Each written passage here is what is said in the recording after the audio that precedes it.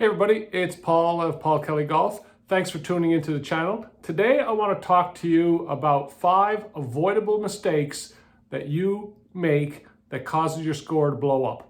Now, this year I've been playing more golf than I have probably in the last 20 years. I'm kind of slowing my work down a little bit. I'm playing more golf. I'm enjoying what I used to enjoy the most, which is play golf. I'm also making it a point to play with as many different people as I can, most of them students and clients, because I really enjoy getting out and meeting and playing with the people that have been so good to me over the years. And during this time, I have noticed several things. And it's several things that is very common. It keeps happening with the same thing over and over again, and the same people make the same mistakes. So I want to talk to you about these avoidable mistakes that you can stop making and help your score come lower. So stay tuned. I think you're going to enjoy this. And folks, if you like the content on this channel, please hit the subscribe button, give me a like, feel free to share, and please leave a comment. I'll get back to you and it'll help the channel grow. So the number one thing that I see that is an avoidable mistake that causes people's score to shoot up and be higher than it should be is using a lob wedge on every shot around the green, and especially on the uphill slopes. So you're down below an elevated green, you've got an uphill slope running to the green, and people pick out a lob wedge. Now, let's look at the loft on this 58-degree wedge. That's off a level lie. Now imagine I am swinging along a slope and I have to swing up on the slope. Now look at where my wedge is when I swing and follow that slope upwards. I've now probably got an 85-degree wedge. There is absolutely no way for me to gauge how hard I have to hit it.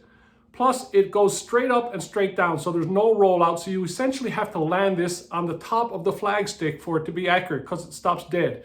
So once again, avoid using your lob wedge, especially on uphill slopes, because there we are, there's my normal loft. If I'm swinging uphill and I'm following the slope, then look what it is now. It's extremely lofted.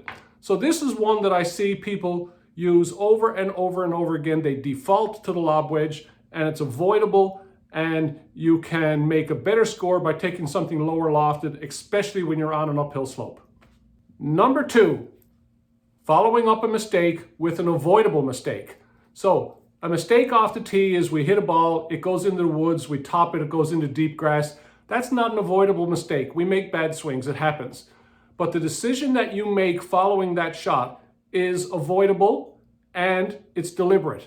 So when you follow up a mistake and decide I'm going to be a hero and recapture that lost shot with a remarkable shot, then you're asking for trouble.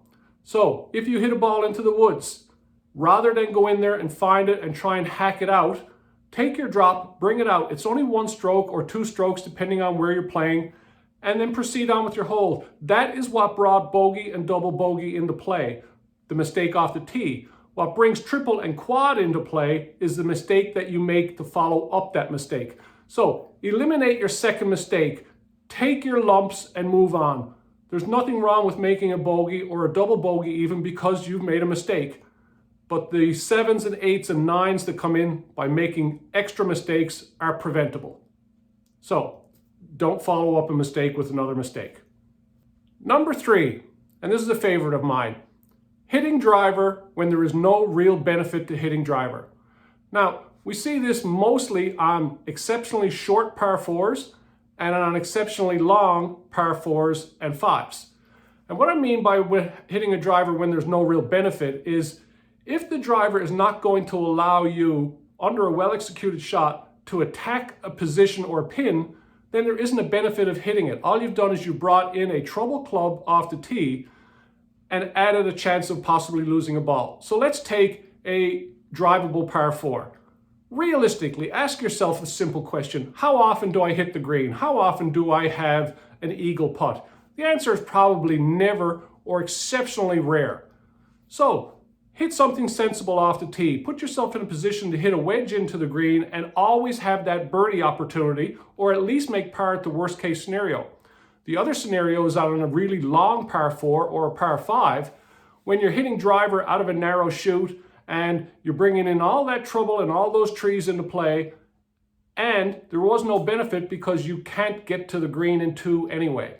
You still have a third shot. So you could hit a hybrid or a fairway wood off a tee, hit another one up there or an iron, and then hit another ball onto the green. So that's 3 shots. You're on in regulation. You don't automatically have to hit driver because it's a par 5. That's usually your best opportunity to not hit driver, especially if you cannot reach the green in 2. There is no benefit. You just brought in a risk without any benefit. Number 4, by far and away the biggest one, not hitting enough club. So I've played with an awful lot of people this year, an awful lot of ranges. I've played with some really good golfers. I've played with some really bad golfers who love the game, and I love being out with them also because they have so much fun. However, one thing that all of the higher scoring golfers do is they do not hit enough club. I can't count the times during a round where I hit a ball and I know that I'm 2-3 clubs longer than some people, and then they hit the same club as me, or they hit a club that's nowhere near enough based on what I've seen them do all day. So once again, we ask ourselves a simple question. How often have I shot over the green? The answer for most people is never. I have yet to see somebody airmail a green this year on a clean hit. Yes, maybe on a skull from a bunker, but on a clean hit, I have yet to see one person airmail the green, but I have seen hundreds of shots come up short. And short is where the water and the bunkers are. So take enough club. Be realistic. Take more than you think you need. Until you start hitting long over the green, you don't have enough club.